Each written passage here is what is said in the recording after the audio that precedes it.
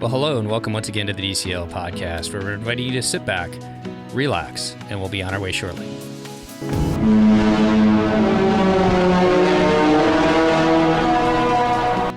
Well, welcome back to the DCL podcast, your podcast to help you cruise a little smarter or take a land vacation. So I am your host, Christy. I am here without Lake because Lake was stuck at work. I'm so sad. Sad for him as well because he's going to be sad because he's missing out on this because I have two fun special guests with me. Welcome back to the show, Steve. Good to be back. Good to see you, Christy. Good to see you. And welcome back, Wake. Hi, how are you? I'm well. How are you? Good. So we have Steve's lovely wife, Anna Wake, with us as well. And they are here to talk about what kind of trip, Steve? Adventures by Disney, the bucket list part of the Disney company that we love, along with Disney Cruise Line. So, Steve, hi. What's going on with you? What have you been doing? Working, yeah. Working and traveling. Working, traveling. And we've got to get back, I guess, a week ago from this trip, which was fun. I've got the rest of the summer off, so just kind of hanging out for the summer. The kids are working. And where did you go? Awake. We went to Peru. And why'd we go to Peru? Because I want to see South America.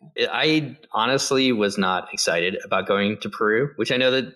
So why are you spending a bunch of money and going to Peru and everything like that? Because Andrew was going to go 2 years ago with the Spanish class to Machu Picchu in Peru. Which kind of put it on our radar. So put it on our radar. But to be honest, it's like one of those things that this is what I think Adventures by Disney is good for, is to get you out of your comfort zone, because we know Europe. We're comfortable traveling around Europe and everything like that. And I don't think that South America is like some totally crazy place to go travel around. But it's not a place we've been often. Right. So we're kind of like, let's go to Peru. Let's go to South America. Let's get out of Europe. Let's go do something different, completely different.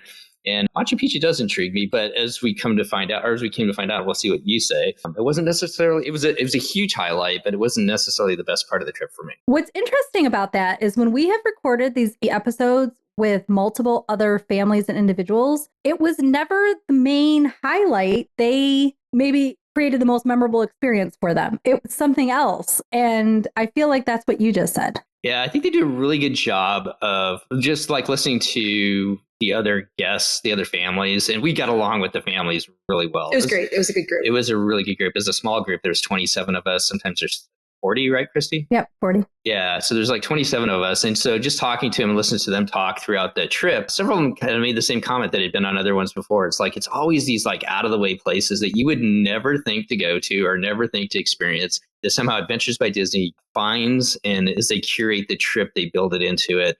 And a lot of times those are the ones that surprise you and you walk away from going, wow, I'm really glad I did that. The things that they add in and that are oftentimes, end up being the highlights are the things that, I mean, yes, we could have navigated probably a trip to Peru on our own, but the stuff that was the ABD difference is not stuff that we would have been able to access without ABD, which is what truly made the trip special. Just the cultural education that we got and the cultural things that we got to do. It made it feel less touristy, less like vacation and more like learning, and in a good way, like not in a book reading kind of way or vacation, yeah. That's what's so special about ABD. And that's why it's so fun to record these episodes, because it really is. And we're going to talk about what ABD is for the people who might be newer to this idea, but it's the storytelling that they build into the trip that really captures the attention of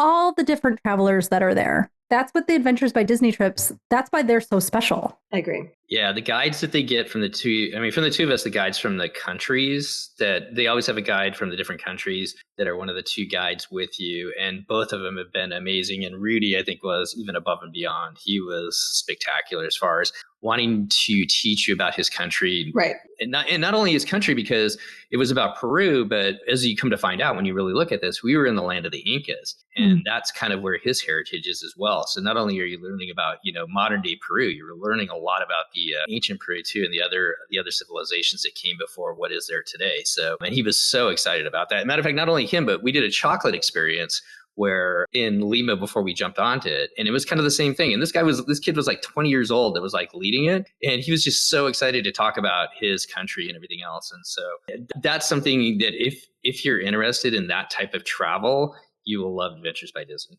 For sure. Something beyond than just going and doing the adventure things or laying on a beach or whatever. You get something that's, much more meaningful. Well, let's go back. Laying on a beach is lovely too. Yeah. Yeah, right? Different kind of vacation. It's also a very enjoyable vacation. And needed in our lives sometimes, right? Yeah, exactly. Like there's a place for everything. Yeah. So, Steve, why don't you tell us what Adventures by Disney is? I feel like I always answer this question. Now you get to this time. Yeah, Adventures by Disney is kind of Disney's higher end travel where they immerse you into different countries. They have several different kinds, although as we've come to find out, really Adventures by Disney encompasses the land and the river cruises now, and the adventure cruises that they were starting to do like Galapagos, the Adriatic, are all now moving over to National Geographic, which is still under the Disney company, but a completely different, kind of a different experience. Yes. But anyways, usually they run anywhere. They have short escapes, which can run from 2 to 3 days to 4 days in the cities that tend to pair up with cruises like Rome and London. And then they have Barcelona. And then they curate travels, land escapes, or not land escapes, but land vacations, which can run anywhere from 7 to, I think, 14 days down in Australia. Yeah, all over the world. Sometimes, generally, so they started one, which is kind of on our radar, Colombia, and that was partly due to Encanto. So the one thing you may see a few touches of, some of the Disney stuff while you're on it, but the focus is not Disney. You're not going to have Mickey Mouse. Matter of fact, this last one, we hardly talked about any Disney stuff at all, even the families themselves. And I don't mean that in a negative. It's just, you're kind of with these group of people experiencing the cultures of the country that you're at and experiencing the things that they've curated. But you've got that Disney bubble and you've got the Disney quality that you come to expect from like Disney Cruise Line, Alani Vacations, Walt Disney World, Disney. So, it's the details have been thought about and planned for, and you can just enjoy the cultural experience and time with your family. Yeah, you don't have to worry about, literally anything almost, worked it out. This is way jumping ahead, but the day that we were at Machu Picchu, after we did the hike through the archaeological site, we came down, we had lunch, we walked out, our buses were there. We got on the bus took us to the train station. There were people lined up all the way down the road waiting for buses. We got to the train station, our guides handed out our tickets, told us where to go. We all actually wandered off collectively without the guides, which they saw us through the window and they were all like, sit down. We're all like, we'd all kind of wandered together. Anyway, that's, I guess, the benefit of a semi-small group. It was kind of chaos. And we travel, we do things and are pretty good at navigating a lot of stuff. And I thought, this was actually a lovely experience for just our family of 4. And if we had to navigate any part of that on our own, we would have been yelling at each other. All 4 of us would have been, because we would have been tired and hot and hungry, and it would just not have been beautiful memory that we have, And we might laugh about it later, but it was because there's someone else thinking about all of those details. You get to just have the good part of the travel experience and not the chaos part. And they work it out so that you're as in a little bit of chaos as possible. You're not standing in that long line to get your transportation or your ticket or the board. They have worked it all out. Well, and even again, getting ahead, but several of the days they told us that the itinerary had been shifted around so that we were at places pre-crowd. There was generally some spots where there were free time and then an optional activity, but there's no, you don't get at 9 a.m. we're going to do X, you get, these are the things that are happening today. And which I think gives them some flexibility to maneuver it around and they're able to shift on the fly and say, okay, this didn't really work. Next week, let's do something different. And I think that is also a benefit that it's not set in stone. Okay. So let's start back in the beginning. Your adventure starts in Lima. What happened? Did you fly in and stay? I know you already said you did some pre-stay stuff. Did you stay at the ABD hotel or how did it all begin for you? Yeah, so we flew down to Lima 2 days prior, and the reason why it starts in Lima and not Cusco really it's got to do with what I was talking to Lauren, who's one of our guides, really has to set you up with being not tired and going up to Cusco, which is at 11,000 feet. So again, altitude. Very good job of making sure, just being cognizant of the altitude and how. That is 2 miles. Oh, it's crazy. Yeah. Yeah. It's What's crazy. funny is when you go to Machu Picchu, you go down. So you go lower to get to Machu Picchu. You look at Machu Picchu as like this city. Yeah. 2,000 or 3,000 feet lower than where we were staying. Yeah. So we flew into Lima. We did stay with the AB hotels. I just think that's easy to do that because when you do that, then they pick you up at the airport. And if you go to South America, for whatever reason, it seems like, and even Costa Rica, everything gets in at 10:30, 11 o'clock at night. You're tired, it's dark, you're in this new city and everything like that. Right. You don't have to worry about transfers. No, you walk off and there's the person with the ABD sign. Again, it took us a bazillion years. They just opened a new airport in Lima on June 6th.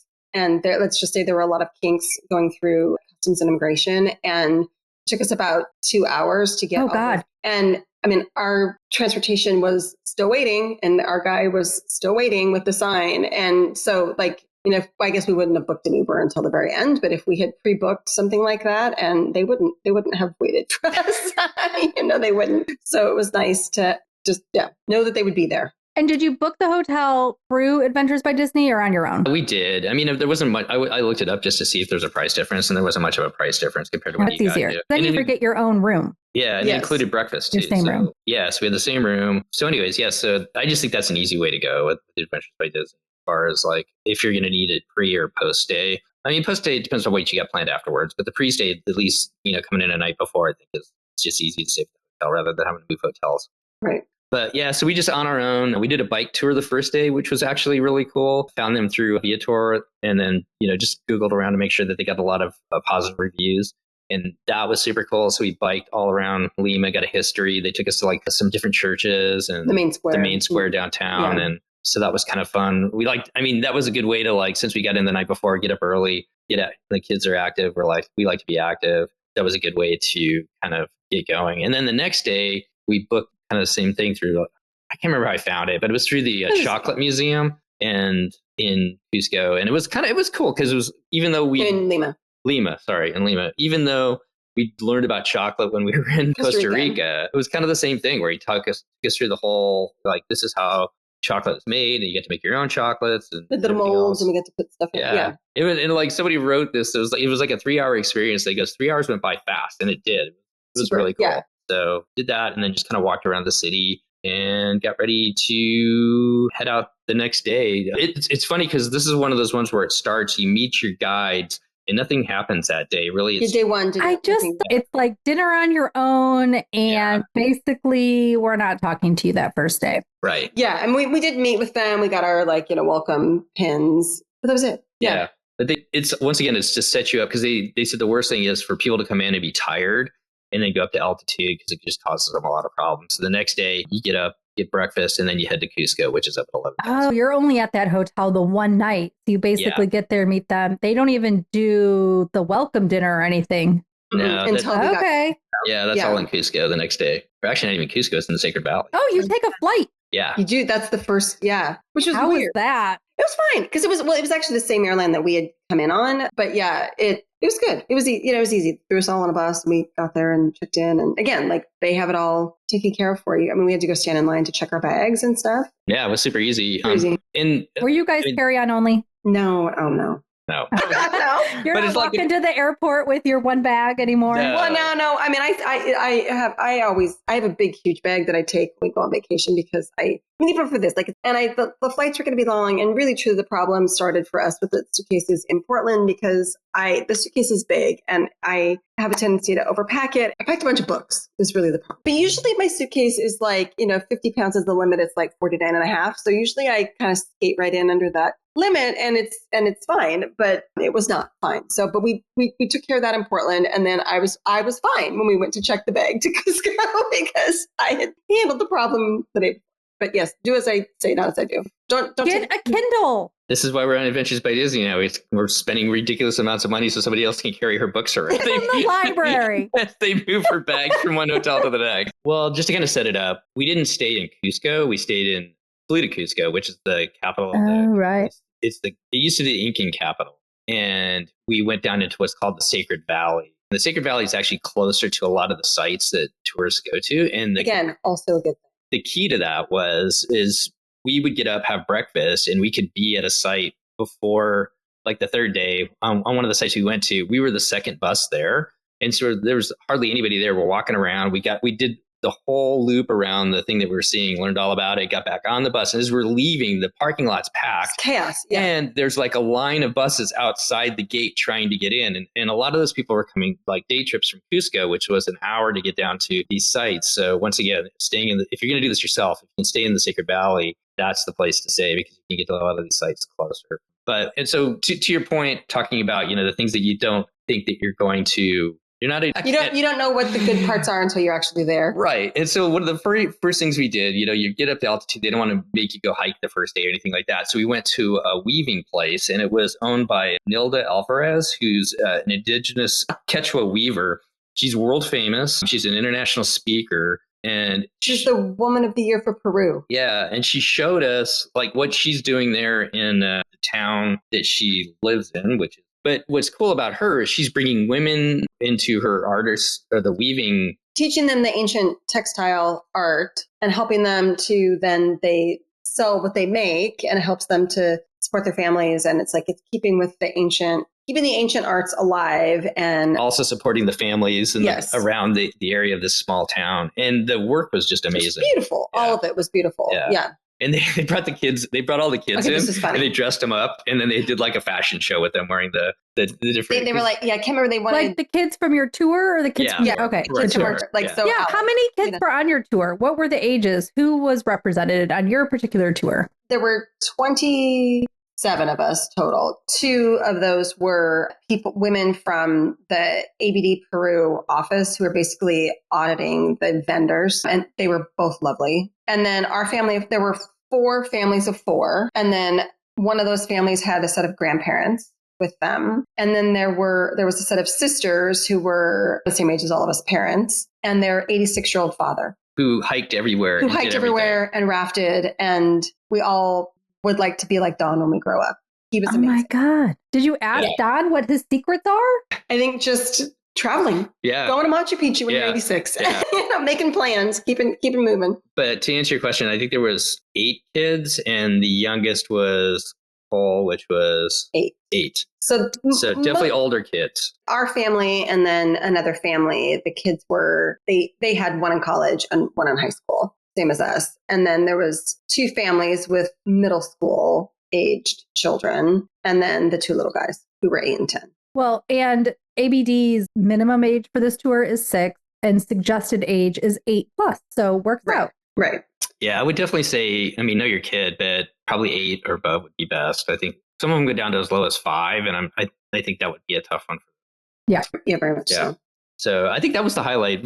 And one other thing to, I guess, throw out is as you said, that it's very detailed if you go to the Adventures by Disney site as far as what you do each day, but not everything that you do that day is listed in there either. So there's a lot of little extras that they throw in there that we did along the way and that they don't necessarily mention. And that night they did a traditional Incan kind of barbecue where they cooked food in a pit. As it was cooking, there was a show that they put on. Yeah, I guess more with that first night, the things that the Teatro del performance. Performance. So and the Pachamanca, both of those things, you're like, okay, yeah, whatever, But then you get there and you do it, and you're like, okay, this is really cool. It's just more than you think it's going to be.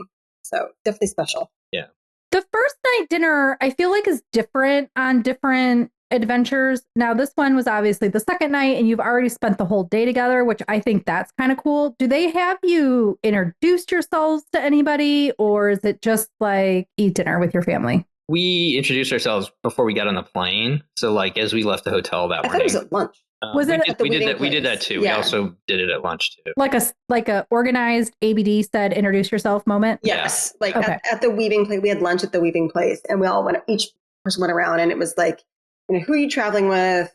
Where are you from? What are you most excited about? Excited about? Yeah. That's cool. Yeah. All right. And then you got your first alpaca experience, at least with the wool, right? Because that's what they were making the textiles with, was the alpaca wool. But there weren't alpacas walking around like other days. Alpacas there. No, but there was one in the hotel. There's one at the hotel. Yeah. So we'll move on to the next day. Yeah. So the next day, I love these where they put like an adventure thing. Like they do it in Costa Rica. They do it in this one too, where they do a rafting trip. And it breaks down any, I don't know what the right word is, but barriers to communication with your group because you're all in this together, and it's a little bit of craziness, and there's a lot of laughter. Even if you're not, a lot of laughing, a lot of people are nervous because they've never done it before. They think it's going to be really scary, and the pictures look amazing. They look like you're doing something extreme, but you're not really. I mean, you're not going anything. This one was actually, I felt like maybe just time of the year, but I felt like this was more extreme than Costa Rica was. It was. The pictures still, both sets of pictures look like we did crazy rafting in it. Have you downloaded your pictures from ABD yet or looked at them at least? Oh, no, we haven't done that. Make sure you do. So, and for the listeners, ABD guides will actually take your pictures the whole trip, give you access to a code where you look up at a website the pictures after the trip. So, Steve, you'll have to get some of those pictures and post them. Yeah, I definitely will. And they're available for 90 days now. Okay. And it depends on who your guide is. Lauren was downloading them as we went, so she could try to get a bunch of them on there. But yeah, that was super fun rafting. And here's like, as you're talking about like how they make it easier. Normally you would raft and then you go eat is what they did in the past. And then you went and visited a site. Well, they found that by the time they did that and got to the site, it was like overcrowded at the site. So now you raft and then you go to the site and then you eat. So it was a little bit later in the day eating that time, but they had tons of snacks. They're giving you tons of snacks and everything like that. But that was a way that they worked to facilitate it, so it wasn't so crazy once you got to the site. So I will say on this one, in comparison with the Costa Rica, there were more like late lunches. Costa Rica, we were like doing American lunch, eating lunch at noon or whatever, and there were definitely more late lunches on this because of the needing to shift the schedule so that we were at places in a lower crowd time, which I can wait and eat lunch and be in a lower crowd time. That makes sense. So that night was also a great part about ABD too, which the family that had the younger kids really appreciated this, was it was dinner on your own. You could eat with other adventurers if you wanted, but it's kind of nice just to have a dinner. We ate just the four of us, but they had junior adventure night. So the adventure guides took the kids that wanted to go, the younger ones, go watch a movie so that the adults could have like a nice evening dinner, some time on their own. And that is a great aspect of the trip. And I guess there were 10 kids altogether. Okay. But that's, so, you sit on the cruise line, the kids go to the kids club, so you can go have a little bit of time. I mean, it's a little bit of a vacation for you too. So they definitely build in those spaces. And I will say like families that might have not adult, but also not young, like Alex. So older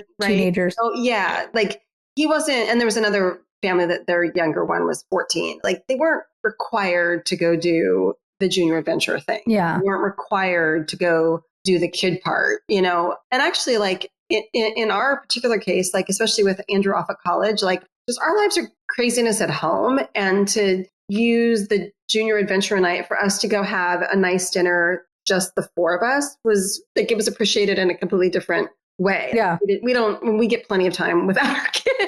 We don't need they're old enough now that we can do date nights at home. We don't really need that, but to have a nice meal with as a family, because your family vacation. Yeah, is very much the way we have used those junior adventure nights on both of the ABDs we've done. So the next day we went to get up early. Everything you get up and get going. It's all early. Yeah, it's all. What your kids do with that? Well, they're fine because they usually it's also like get up early, but then it's half hour on the bus or 45 minutes on the bus. I was thinking nap. So you can have or siesta. Yeah, there's a little bit of a rest going on with it. So that's Yeah, it's the Moray ruins, and this is what's kind of cool about. This was what was kind of cool about it, because I didn't know enough about. I read a book about Machu Picchu, but I didn't really know enough about the Incan culture and everything like that, or some of the things they did. And so the Moray ruins actually was a site where we'd have to look it up. It's a pit that goes down into the ground, and really what it is a laboratory that the Incans used to figure out what grew best in different climates. And so even though it's just in one space there, as you get down to the very bottom of the pit, it's actually warmer down there and wetter. And then as you get up to the top, it gets a little bit cooler, less water and everything like that. And so they use this not only to grow food for the nearby village, but also as kind of a laboratory for them to figure out what grows best where, so that they don't waste. So that was really kind of cool to walk around and see that. Yeah. That's fascinating. And it's like a special little, it's like we talked about. It's not. Right. You look at it and you're like, okay, that's, it's a pit in the ground. Whatever. Yeah. Or it looks like an amphitheater, really. And I mean, it was interesting too. Like, I mean, our guides, all were very knowledgeable and could like actually talk to us about it and explain it. What do you think? And, that kind of stuff. And in multiple places where there were other tour groups, there were tour guides either reading out of books or that kind of thing. And I mean, I can read out of the guidebook to my kids, but no one's probably listening, and to have someone who is not even just knowledgeable about it, but excited about it, that's contagious. That excitement for what you're learning about is such a gift, really. No, and it gets the kids excited. It does. Yeah, it does. Because it's someone who is super interesting. This is when, was it Dante? That was the day that he joined us. Yeah, that's when Dante came on board. And he was, as I said, so you have the two main guides, one from the country, Lauren, who was from America. And then while you have these trips, you also, a lot of times, they'll bring in another local guide that'll kind of add to the flavor. And so this is where Dante met us, and he spent the next 2 days kind of exploring around the Sacred Valley, and then also going up to Machu Picchu the next day. So I will also say this was a thought that I had on this one too about both of the trips that we have done have been 100% American families, and that you have the American guide with you. And one of the things that I thought was actually interesting that I noticed, particularly in this time, is that you have a guide who has been in the place where you are multiple times and speaks the language and could be a great tour guide for the place, but they have an American perspective. So like when you're riding the bus and you see something that the native people, that's just not interesting or whatever. Does that make sense? Like it's just normal to them. Like an American guide sees whatever it might be. Like, I guess buildings was one of the things that she brought up. And like she sees that we are seeing it through American eyes, if that makes sense, right? So there were lots of buildings that were partially constructed, like, along the road. And she said, why do you think that is? And like in any Americans who've traveled to Mexico, in Mexico, oftentimes the buildings are left completed because then they pay less property taxes. But she said it's, which we were all like taxes. And she said, nope, that's actually not why they do it that way in Peru. In Peru, they, like a couple gets married and they build a little house, and then they expand the house when they have kids, and then they expand the house when they have another kid, and then they leave the the rebar and the upstairs so that when grandma and grandpa can't live in their house anymore, they can come live with them, and they can finish off the upstairs, and then they can add on to that. And so it's really more like a future planning. Probably our Peruvian guides, like that's just normal to them, so they might not even notice that not that they wouldn't notice, but like they wouldn't be able to explain it to us from the perspective that made us all go, oh, wow, yeah, that makes, it's just interesting, just different sets of eyes. Yeah. Which I think is a huge benefit. Definitely. So after we did that, we went to kind of a salt mine, learned all about salt that they made there. And when we finished up there, we did a hike, which was really cool. We hiked downhill, which was nice. It was awesome. Yeah, it was nice. So you kind of learned about the salt, did a nice hike downhill. And we got on the bus to go back to the hotel, and they were like, oh, well, maybe we'll stop by a bar. So we're like, driving, we're like, yeah, haha, whatever. And so all of a sudden the buses stop, and we get out. He goes, this is a local Incan bar, and this is what the Incans do. They make beer, which is called chicha, and it's a low alcohol beer. One of them tastes like a fruit smoothie. The other one's like really sour.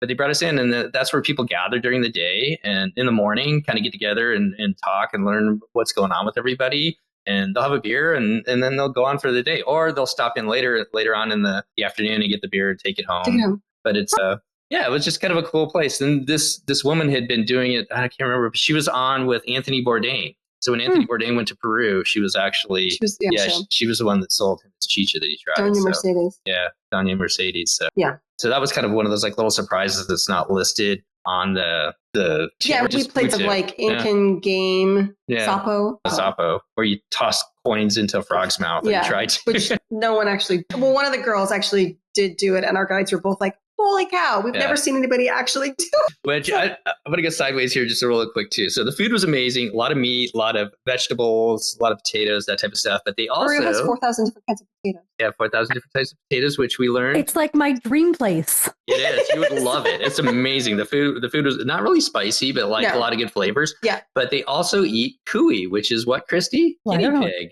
Well, I'm just eating the potato. Just give me the potato. Well, I will tell you that the cuy was better than alpaca. Yeah, the cuy was definitely better than the...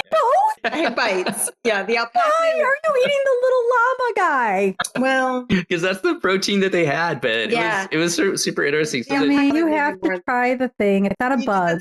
Would you eat a bug? Probably not. I don't know that I could eat a bug. Well, you ate a bug when we went to On purpose? Yeah, Yes. you ate a cricket at the tequila tasting. I did eat at the tequila tasting. and I didn't really care for that either. But no. You know, Steve, you said that there was a second, maybe you thought, junior adventure night, and it looks like on your tour there was, because there was cocktails for adults and junior adventure pizza making. So there was kind of two junior nights. Yeah. So I kind of noticed this on a lot of the trips too, where they always have one night where they get the adults to like try a different cocktail or something like that. Once again, it's just, I think it's a way to get people talking. You know, you have a drink and it's kind of fun to learn.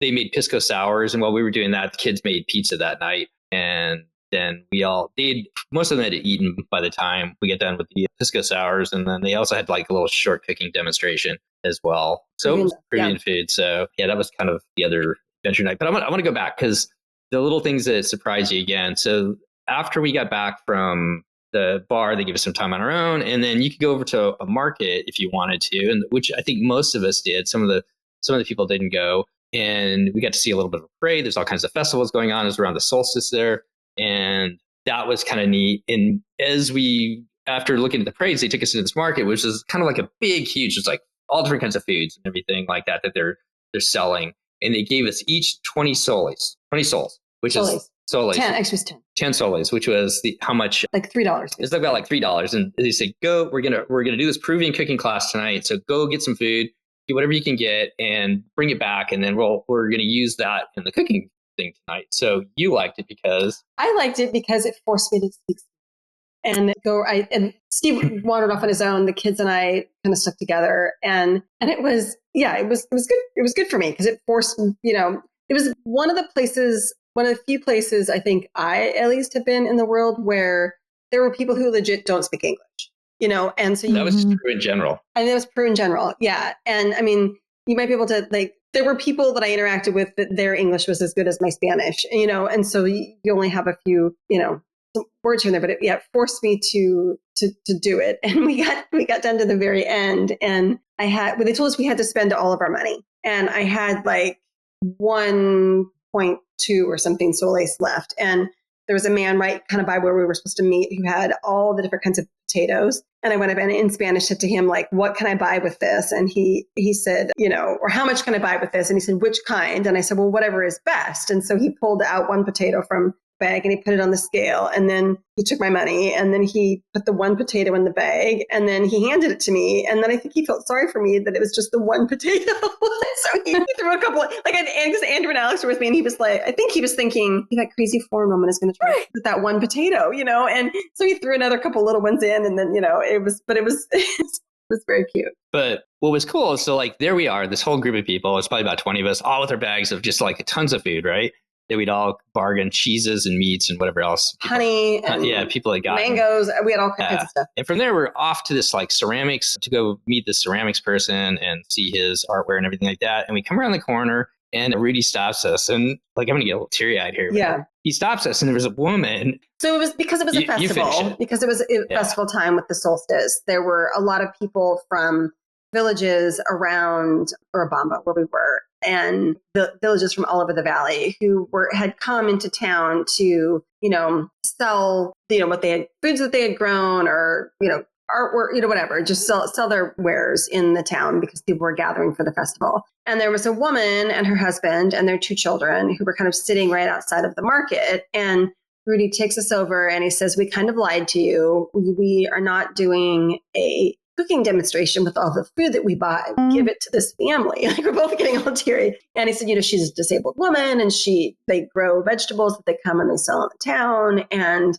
I mean, and some of the stuff, like people bought cookies, or people, we didn't know what we were doing, but like the kids were just, they could tell that like cookies were not a usual thing in their house, and it was really, really cool to be able to do that. And like, it was a great experience for us, but then to like be able to give also in the community where we were, it was, I guess that's what I mean, like we talk about like a cultural experience, like that's what that was. That wasn't tourists, right? Like I was actually participating in what's going on in the town.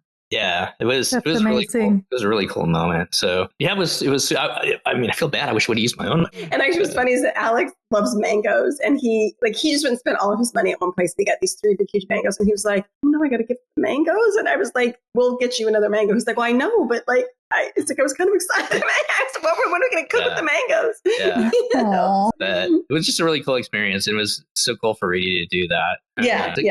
To give that, for us to give that fade away to her and her family, because it meant so much to, you could tell it meant a lot to the kids and to her and her husband there. So yeah, so then we went back and we did the pisco sours, and that was the end of that. And so I think we got to get to the big day, which is like, I think what everybody said the reason why they came to Peru was to go to Machu Picchu. So the next day we go to Machu Picchu. Machu Picchu. And there's a lot of different ways. It is an amazing experience. Yeah, there's a lot of different ways to get to Machu Picchu. The way Disney does it, a lot of people come and hike and spend 3 to 5 days hiking all the way to Machu Picchu and having people carry their stuff.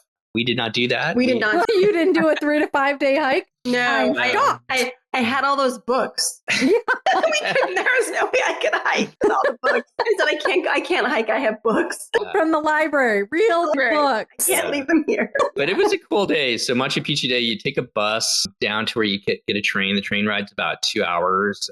Some snacks and some food. They had a car where they had music going and some performers and everything like that. So you could go back there and experience that. And once you get to Machu Picchu, and this is where, like you were saying earlier, it was like we got off the train. Everybody went to the restroom quick. Got that done. We walked through the town. They gave us Agua Caliente, but that's, I guess, an old name. And then I think they just are calling it Machu Picchu. They want to call it Machu Picchu, but the village. Yeah, the town is Agua Caliente. So that's kind of the town below the Machu Picchu. But we walked through there. They gave us a kind of an overview of the town, and then we walked around the corner, and there was our buses. Jumped right on the buses. We didn't have to wait in the lines. It's probably about a 30 or 40-minute bus ride up to the entrance, and then we had 3 hours in Machu Picchu, where once again, Dante was with us and he guided us all the way through there with Rudy. Tons of places to take pictures, learned all about the historical significance of Machu Picchu, the history. How it was built, why it was built, where it was built. Yeah. And that they think there's tons more that hasn't been discovered.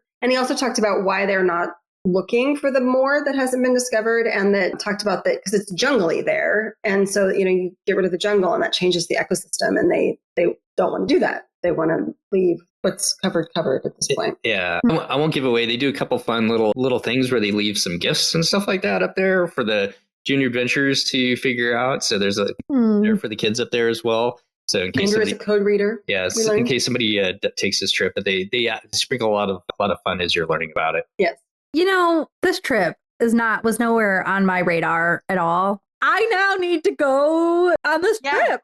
Yeah. Like, I mean, to be like 1000% honest, I'm interested in South America.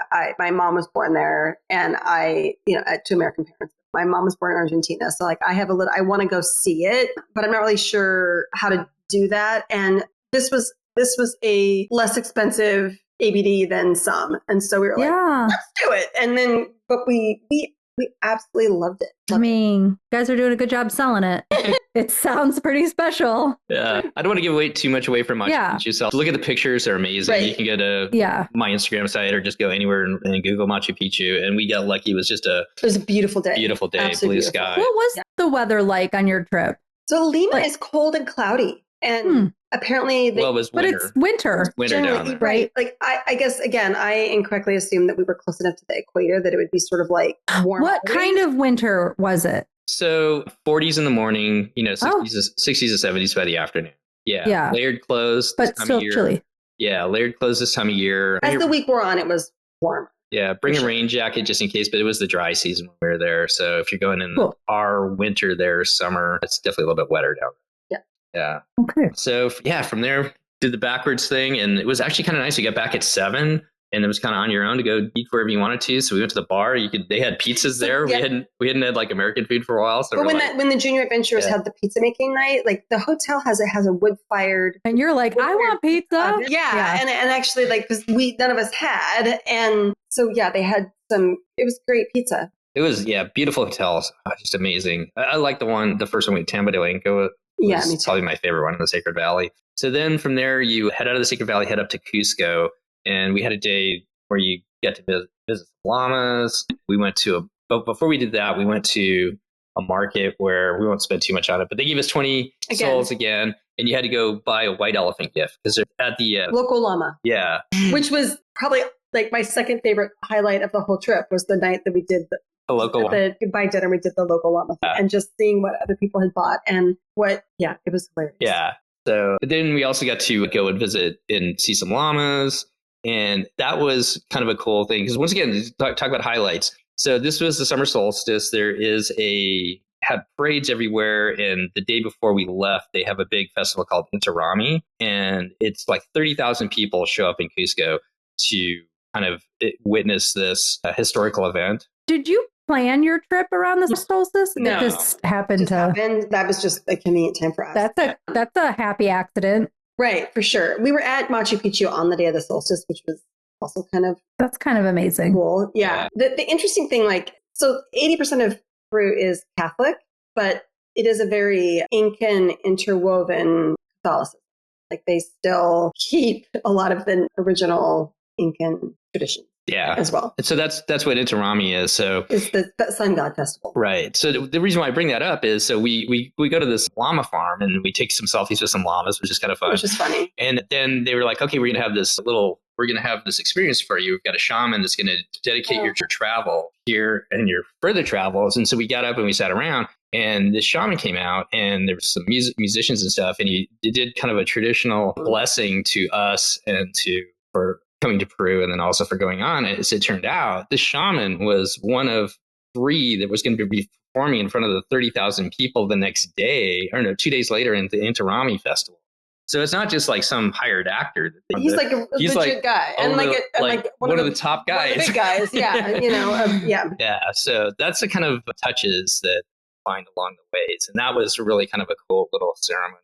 It was really cool. Yeah, they had also kind of emotional. Yeah, Lauren did this really good talk because it's the 20-year. They've got a 20-year pin that they're handing out to everybody on the adventures this year, and she was talking about not only your future travels and everything else, but they Disney built this product 20 years ago. With the hoping people would come to learn about other cultures. Yeah, it was a cool. Yeah, it was a cool way to be with your family right there. For sure. Experiencing this ceremony. It was kind of one of those cool moments too. Mm-hmm. So this trip sounds so good. Yeah, from there we finally made it to Cusco, checked into our hotel, and then we kind of had our own night there. Mm-hmm. Yeah, to wander around. They recommended some good restaurants that we all everybody kind of picked their own and wandered off, and timing and place and all that. Yeah, but cool. But it takes us to our last day where we got up and there's a sexy woman. Sexy woman. Which it sounds like one thing, but it means something different. So yeah, it's SACSAYHUAMA. It's an ancient Incan site that's right on the edge of Cusco, and that's where the Inti Festival is going to be the next day. But we got to go up there, explore that. And they told us all about that. And then we went. Oh, there's a tunnel. There are apparently tunnels all over the place, all over the Incan. And they told us kind of one story that's going to be sort of more legend than fact. But then we walked through a tunnel, all of us. We all did it, didn't we? Yeah. Like where you had to hold on to the person in front of you because you could not see.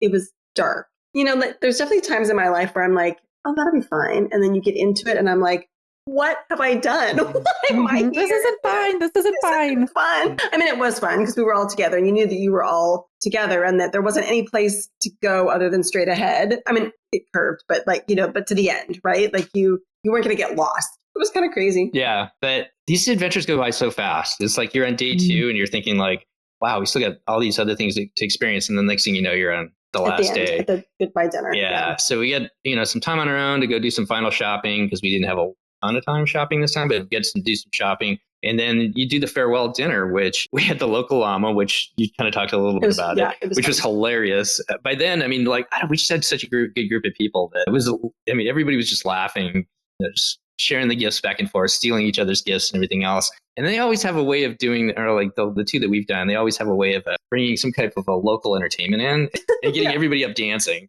Yeah, so expect that. Be dancing. Yeah. I've got a 7-minute video, which I'd love to share with other people, but you probably wouldn't understand as much because you weren't part of that group. But it was like, it was just so much fun. So much fun to spend that last evening together, having a dinner, couple drinks, and then also just out there dancing around with some of the local characters from Peru. So yeah, it was cool. That's so awesome. Yeah. So I'm sorry we kind of babbled on a lot. We could pick highlights, but there were just so many highlights on this trip. No, that's good. I was trying to think if there's anything else that kind of stood out, but that was it. So the next day we got up, and a couple of people were sticking around for a couple more days in Peru, but we got up and flew back to Lima and then back home. Yep. So got to see a lot of the people in the Lima airport too. It was funny. We all found each other. We left each other we all left Cusco kind of at different times, but then the flights from Lima back to the United States leave kind of in banks. Like you either leave at noon or you leave between midnight. 11 and 1 a.m. Yeah. 11 p.m. and 1 a.m. And so we were all in that, and it's a big round airport with like concourses that go off. And so, yeah, we all sort of ended up in the same spot together again. Yeah, it was just a great trip. Definitely, like I said, as you say, Christy, it wasn't totally on my radar to do or was like high on my list to do, but man, I love Peru. I would go back in a heartbeat. For sure. The people are just amazing. I love the culture down there. The food's good and just a trip of a lifetime. So what I'm hearing is when I take my Galapagos trip in a couple years, first of all, that could be a way for you to get back. I should probably add on some time, because I can do like a side trip even through Celebrity to Machu Picchu, which I don't think we would do, but I don't think we'd do that trip, but I could do something like that. So you're saying I should try to do something. I think it's worthwhile. Spend more time there. While you're there. Yeah. I think you'd enjoy it. Yeah, we did see the celebrity people over there. They're at both of the hotels, the West End and the one in the Sacred Valley too. So they were kind of doing the same thing. And not the one in Cusco. Yeah. Well, Steve and Wake, thank you for coming back and thank you for sharing this adventure with us. And it was great seeing your faces. Yeah, it was good seeing you too. Yeah, if anybody has any questions about, I know Christy's been on the river cruise and now we've done 2 land cruises. If anybody has questions, feel free to reach out. I just think if this and where do we find you on Instagram again? DCL_adventurers. This is the best way to get a hold of me. You can DM me through that as well. But yeah, if this is the type of travel that your family or sounds interesting to you and your family, whichever one of these adventures you pick with Adventures by Disney, I don't think you're going to go wrong. You're just going to have an experience of a lifetime. For sure. I agree that, it's going to be worth it. And we know that the price point is, sometimes high, but when you go, you realize why and what you're getting for that. And that it doesn't seems worth it. I guess once you get there and see. I love that. Let me just say where you can find us on social media. You can find me at Pack Your Pixie Dust on Instagram and Facebook mostly. And then Lake is at MouseGen on Instagram and YouTube. You can find the podcast at DCL Podcast on Facebook and Instagram. And then we also are now putting our shows on YouTube. So if that's your method of listening to a show, you can find us there. If you haven't left us a 5-star review, we'd love for you to do so. It's really helpful to help others find our podcast. So we really appreciate it. We just got another one this week, and it's just means the world to us that so many people are listening and enjoying the podcast. Yeah, I think that's it. I think I've done my job as host now. You've done an amazing job today, Christy. Thanks, Steve. All right, so that's going to do it for this episode of the DCL podcast. Thanks, everyone. Have a good night. Well, that's going to wrap up the show. Once again, we want to thank Steve and Wake for coming on and sharing their adventures by Disney in Peru. If you're enjoying the show, we greatly appreciate you leaving us a 5-star review on Apple Podcasts. We would also like to thank our Patreons who help make this show happen each and every week for us. You too can help support the show by visiting us at patreon.com/DCLpodcast. Whether you're boarding a cruise, enjoying a trip to the parks, or adventuring outside of Disney, on behalf of myself, Christy, and Steve, we want to wish you smooth sailing and safe travels. We'll see you next time on the DCL Podcast. The DCL Podcast is not affiliated with the Disney Cruise Line, Walt Disney Company, Adventures by Disney, or Run Disney. All of the opinions expressed on our shows are those of the hosts and guests who appear on the show. If you have any questions about any of these products, please contact the Walt Disney Company.